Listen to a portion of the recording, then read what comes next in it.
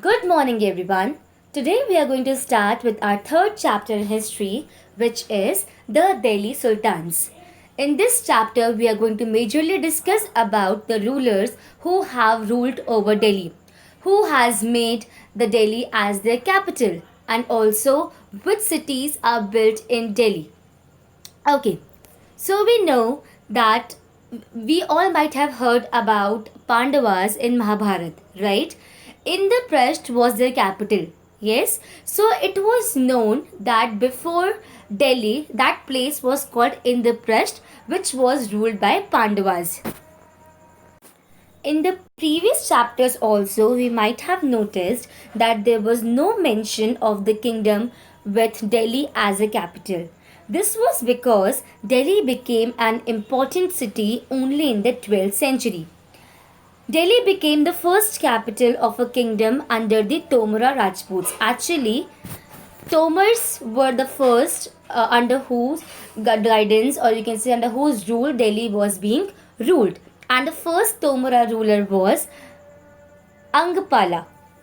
Okay, after that he was defeated by Chauhans, and then Prithviraj Chauhan has made Delhi as its capital. So, Tomar Rajputs were defeated in the middle of the 12th century by the Chauhans, which were also known as Chahamanas, and they belonged from Ajmer. It was under Tomars and Chauhans that Delhi became an important commercial center of trading. You know, commercial, that means for trading purpose. Okay, many rich Jain merchants lived in the city and constructed several temples. Also, at this time, the coins were minted and it was in wide circulation, and these coins were called Delhi Wal. Now, if we talk about the Delhi Sultanate, it basically refers to five main Muslim kingdoms or dynasties which were based mostly in Delhi. They have ruled about 320 years, which is from 1206 to 1526 Common Era. Okay, so basically, five main Delhi sultans have built their kingdoms and expanded their control over Delhi, and this was considered as Delhi Sultanate. The Delhi sultans built many cities in the area that is now known as Delhi. These are Delhi Ekuna, Jahanpana, Siri, Firozabad, and etc. Okay? So let's have a look over the rulers of Delhi. So I told you as there are five main kingdoms or dynasties. So first one is the early Turkish rulers. Okay, and their dynasty was also called Mamluk dynasty. So first ruler was Qutbuddin Aibak. Second was Shamsuddin Iltutmish. Then Razia Sultan. To be precise, Razia was a daughter of Shamsuddin Iltutmish. Okay, Shamsuddin was having four sons and one daughter, and we are going to study the story of Razia further on. Then last was Ghiyasuddin Balban. The next dynasty was Khalji dynasty, and in that Jalauddin Khalji and Alauddin Khalji has ruled Delhi. Then it was Tughlaq dynasty, then Sayyid dynasty, and the last was Lodi dynasty. Last ruler of the Delhi, you can say kingdom or Delhi Sultanate, was Ibrahim Lodi, and then came the power of Mughal emperors. Ibrahim Lodi was defeated by Babur, who was the first Mughal emperor in the year 1526 Common Era. Clear? You might have noticed in this chart that after Ghiyasuddin Balban, which he has ruled about 1287, and then the new ruler of the Khalji dynasty came in 1290. So what about, you may see in many areas here. So what about these remaining years? Actually, in these years, there were no significant rule of anyone. That is why. Clear? Here you can see the map of every ruler, the area which they have acquired. I told you early Turkish rulers, their dynasty was called Mamluk dynasty. You can see the area which they have ruled. Then it is Khalji dynasty in the second picture. Then we can see the Tughlaq dynasty. Actually, Tughlaq dynasty, you can see the most part of the subcontinent is being covered by the rule under Tughlaq dynasty. We can see the Lodi dynasty has not made an impeccable, imprint on Delhi. It was just a small area which was ruled by Lodi dynasty. Now, before going further, we have heard about manuscripts in the first chapter. Okay, so what are the stages of preparing a manuscript? In the first picture, we can see it is all about making the paper first. Okay, we all know that we get the paper from the pulp. Okay, then the second stage is to write the text on the paper which was produced in the first step. Then third is melting gold. Why melting gold? Just to highlight important words and sentences in the passages which is written in the second step. And the last is to bind the book. Clear? Okay, so from where do we get the information about the Delhi Sultans? So now we are going to talk about the sources from where we get the valuable information about the Delhi Sultans. This is very common, like coins, we can say Delhi Wal, inscriptions in the buildings, architecture, and the new term for you here is Tariq. Okay, which is a singular term, and the plural form it is Tawarik. Now let's understand what is Tawarik or Tariq. Chronicles written by scribes were called Tariq or Tawarik during the period of Delhi Sultans. Now let's revise. I hope you know what do you mean by chronicles and scribes that we have already done in chapter 1. So chronicles basically is about writing the historical events in the form of their occurrence, chronological order. Okay, like 1 2 3. It's not like 1 4 5. Okay, so the way the events are occurring, that way it is being written, and that is called chronicles. And who are scribes? These are the people who write the manuscripts by hand. Okay, so basically Tariq is an Arabic word meaning history or historiography. Tawarik was written in Persian, and it was known that Persian was a language of administration in the Delhi Sultanate. Now, the people who write Tawarik were, learned men secretaries, administrators, poets, and courtiers. Also, they were important people who, they write the events, they also advise rulers on the governance, emphasizing the importance of fair and just rule. Okay, so to be adding the additional details, we should know that the authors of Tawarik lived in cities, mainly Delhi, and hardly ever lived in villages. And they often write the histories of the sultans in the hope of getting the rich rewards. These authors also advised rulers on the need to preserve an ideal social order based on birthright and gender distinctions. Now, what do you mean by birthright over here? They believe, the authors of Tawarik, they are the secretaries, courtiers, they believed that some privileges are claimed on the account of birth. For example, people believed that nobles, noble people, the royal people, inherited their rights to govern because they were born in that certain families. Okay, for example, if a prince is born in a king family, so he is privileged by birth. Okay, what do you mean by gender distinctions? Social and biological differences between men and women. Usually, these differences are used to argue that men are always superior to women. Okay, so in spite of being the chief advisors and etc., they were still considered the subordinates to the sultans. Clear? Now let's talk about Razia Sultan.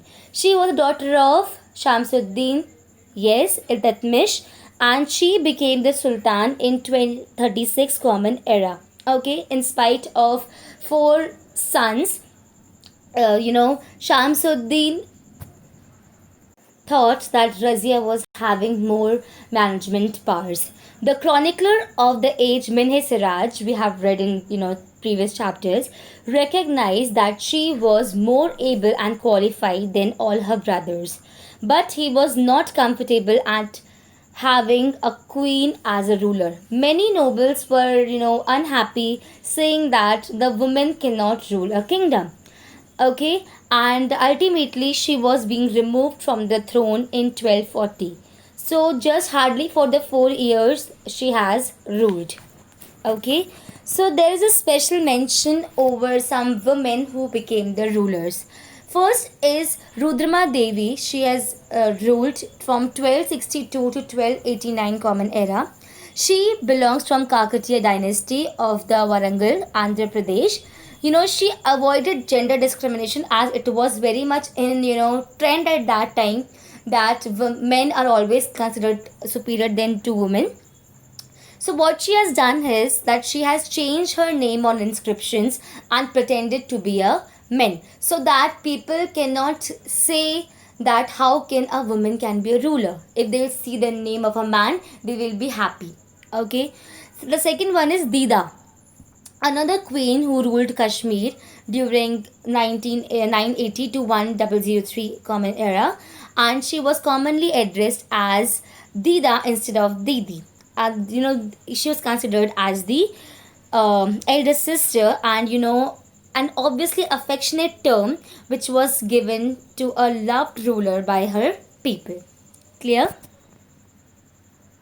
Now let's understand that how the expansion of Delhi Sultanate has taken place. Okay, so the title written at the top is From Garrison Towns to Empire. So before going further, let's understand some important terms over here.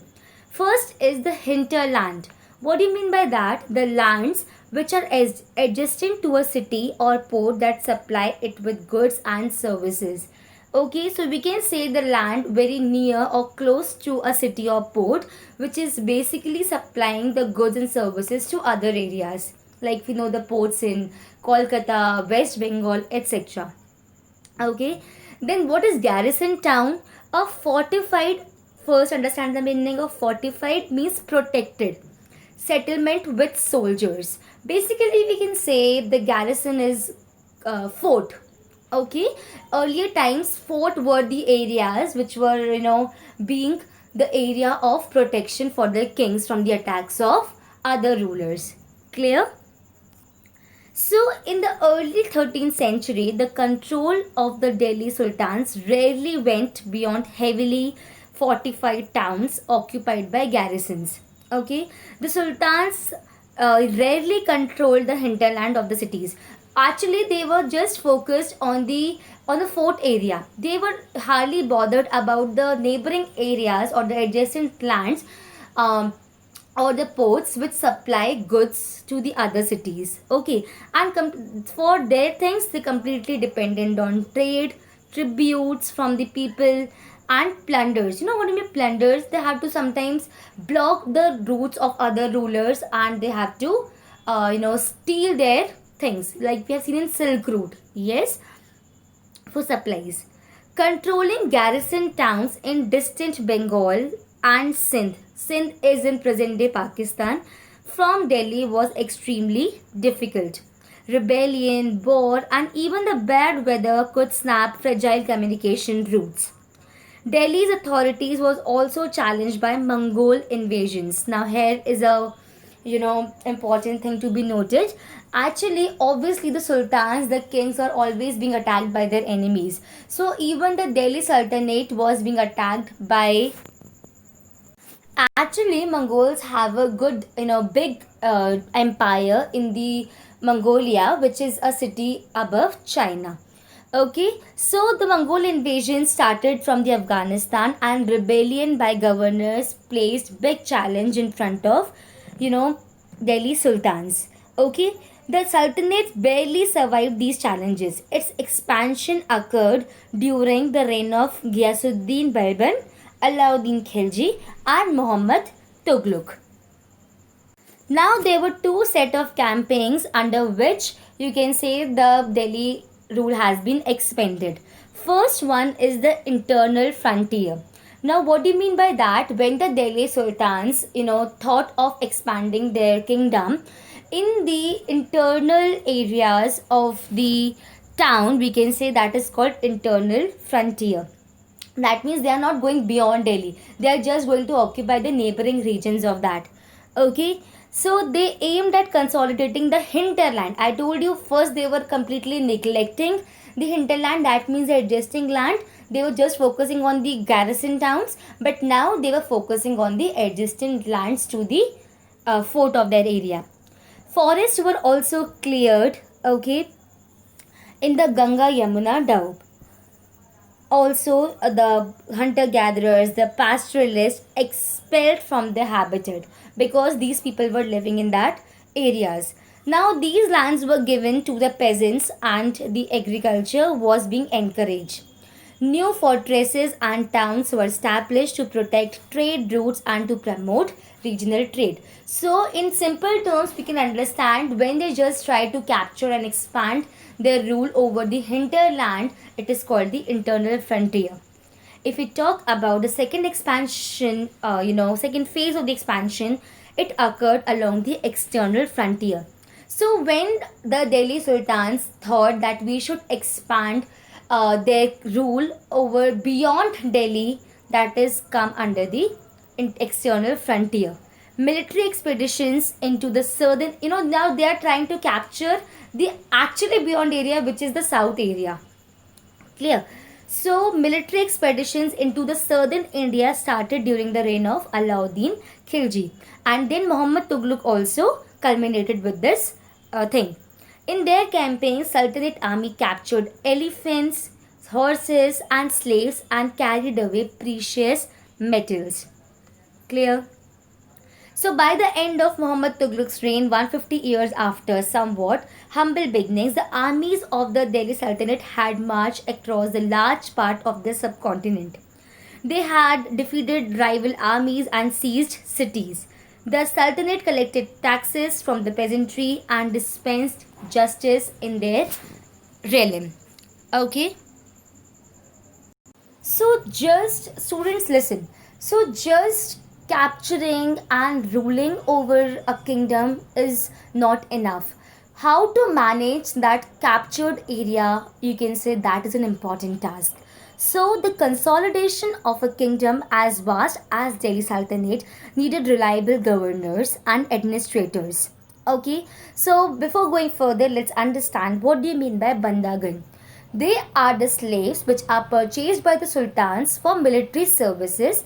Okay, actually slaves were always hired for doing some odd things, but these were actually purchased for the military service. Now, Khaljis and Tughlaqs appointed military commanders as governors of territories of varying sizes. What they have done is they have divided the kingdoms into small territories. Okay, and these territories were, each territory was given by a military commander. Okay, and they were considered the governor of that territory. Okay, and that land or territory is called Ikta. Clear? So now what is Ikta? It is a land given by the rulers. Okay, why? Because they cannot rule the whole kingdom. So what they have done is they have divided the kingdom into small parts or territories. Clear? And the holder of the Ikta is called Iktadar or Mukti. Clear? So now what are the functions of Muktis? So first one is they have to supply the military force whenever the king is in requirement at the time of war. Okay, so first task is this only, that they have to lead the military campaign. Second is they have to maintain law and order in their iktas, their lands. And the last one is collected revenue from their iktas and paid salary to the soldiers. See, apart from maintaining law and order, apart from leading the military campaign, they have to maintain certain amount of soldiers. And to pay the salary to them, from where they'll get the money, so what they have done is, from their territory, they collect the money. And from that money, they pay salary to the soldiers. Okay.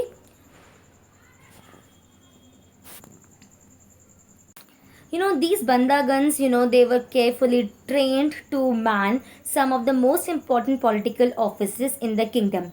Since they were totally dependent on the master because they were the slaves, their sultan could trust and rely upon them. The Khaljis and Tughlaqs continued to use bandagan and also raised people of humble birth who were often the clients to high political positions. Okay, so slaves and clients were loyal to their masters and patrons, but not to their heirs. New sultans had their own servants. As a result, the accession of a new monarch often conflict between the old and the new nobility. So now, sometimes they were, suspected that Muktis are doing their performance well. Okay, so some steps have been taken to ensure that Muktis perform their duties carefully or not.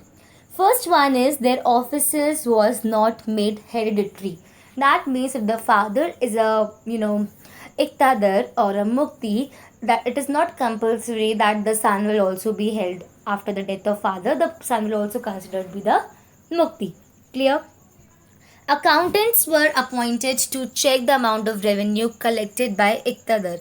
Actually, the amount of tax which they collect is prescribed by the state. So, accountants were being hired to make sure that they are not doing anything wrong with the people of the kingdom. So, accountants will have an eye on them. Care was taken that the Mukti collect only the taxes which are prescribed by the state. Now, there were three types of taxes which were being collected at the time of these Khalji and Tughlaqs. First one was, on cattle and then on houses, and also 50% of the peasants produce. Whatever the peasant or a farmer is producing, 50% will be given as a tax to the king. And this has a term called Kharaj. Kharaj. Kharaj. It is important to remember that large parts of the subcontinent remained outside the control of Delhi sultans. It was difficult to control distant provinces like Bengal from Delhi, and soon after annexing the southern India, the entire region became independent. Even the Gangetic plain there was for forested areas that Sultanate forces could not penetrate. Local chieftains established their rule in these regions. Sometimes rulers like Alauddin Khilji and Muhammad Tughlaq could force their control in these areas, but only for a short duration. Now, we were talking about Mongols. They have attacked the Delhi Sultanate. Yes. So the when Genghis Khan was the ruler, the Mongols have invaded the Transonia in the northeast Iran. And the Delhi Sultanate faced their onslaught soon after because their next target was Delhi. Mongol attacked on Delhi sultans several times, and this was increased in the reign of Alauddin Khilji and in the early years of Muhammad Tughlaq. This forced the two rulers to mobilize large standing armies. So now let us see that how these two, very famous rulers have dealt with this Mongol invasions. So we are going to go have the comparative basis. So if we talk about Alauddin Khilji, so during his reign, the Delhi was attacked twice. So as a defensive measure, Alauddin has raised a standing army. Now let's understand what do you mean by standing army. Actually, this is considered as an army which is available every time during the time of war, during the time of peace. So you can say it's a all the round clock of army. Whereas Muhammad Tughlaq also have raised a long standing army. Okay, and the Mongol army was defeated at the time of Muhammad Tughlaq. So Muhammad Tughlaq was very confident about the strength of his army and his resources to plan an attack on Tanzania. Okay, he therefore had so much of confidence that my army is the best. Now, the second is Alauddin Khilji constructed a new garrison town named Siri for his soldiers. So to maintain the large soldiers, which is 24/7, and so what he has Alauddin Khilji has done, that he has made a town. Okay, but on the other hand, what Muhammad Tughlaq has done, instead of constructing a new garrison town, the oldest of the four cities, this is Delhi e Kuna, was being emptied of its residents. That means the people who were living there, they were being thrown out, and the soldiers have told to live there. The residents of the old city, they were thrown out, but they were given a new capital of Daulatabad in the south. Okay, now the soldiers, obviously to maintain, they have to be fed. This was done through the produce collected as tax from lands between Ganga and Yamuna. Tax was fixed at 50% of the peasant's yield. As right now we have discussed that Kharaj, so whatever 50% he was getting, he was feeding the soldiers from that. Okay, so he was a smart, ruler. Whereas Muhammad Tughlaq get the produce from the same area and collect tax to feed the army. But to meet the expenses of maintaining such a large army of soldiers, the Sultan, tried to put the additional taxes on the people. So what happened? The people were highly burdened with the taxes, and there was a situation of famine. Famine, the people dying with hunger because large amount was given as a tax only. Clear? Now let's talk about Alauddin Khilji. He paid the soldiers in cash, okay, and but he don't prefer to give the soldiers the iktas. Whereas Muhammad Tughlaq also paid the soldiers in cash, but what he has done is he was acting smart. So what he has done is that he started minting the currency, which is called token currency, which was made of gold, cheap metals. So he has saved gold and silver coins, and people were also smart. What they have done is they have preserved their golds and silver coins, and they start paying taxes with these cheap metal coins, which was issued by Muhammad Tughlaq. Alauddin Khilji has also, controlled the prices of the goods, which, so that the merchants may take the advantage and raise the prices. So to stop this, Alauddin Khilji has controlled the prices of essential goods in Delhi. Why? Because see, if the merchants will increase the price, so ultimately soldiers will demand a higher salary. So I told you, he's smart. We can say that Alauddin's administrative measures were actually successful, and the chroniclers praised his reign for its cheap prices. Okay, whereas Muhammad Tughlaq's administrative measures were a failure. His campaign to Kashmir was a disaster. Then he has disbanded his large army. So we can say that his measures were offensive, whereas Alauddin Khilji's measures were defensive. Now let's see who ruled after Khaljis and Tughlaqs. Then came the Sayyid dynasty. After that, Lodi dynasty, as we have discussed. After Ibrahim Lodi, Babur has defeated Ibrahim Lodi. Then after Ibrahim Lodi, it was the end of Delhi Sultanate. Then Mughal dynasty came into power. Babur, then Humayun. After that, Sher Shah Suri has defeated Humayun and has founded the Sur Empire. But he could also not go for a longer period of time. Then again Humayun came into power, and then after that Akbar, and then the Mughal Empire became the you can say the ruling dynasty in the subcontinent. And we are going to learn about Mughals in the next chapter in detail. So I hope you understood Delhi Sultans, how they have come, how they have ruled, and how they were defeated, and how Delhi Sultanate has come to an end. Thank you and have a tremendous day ahead.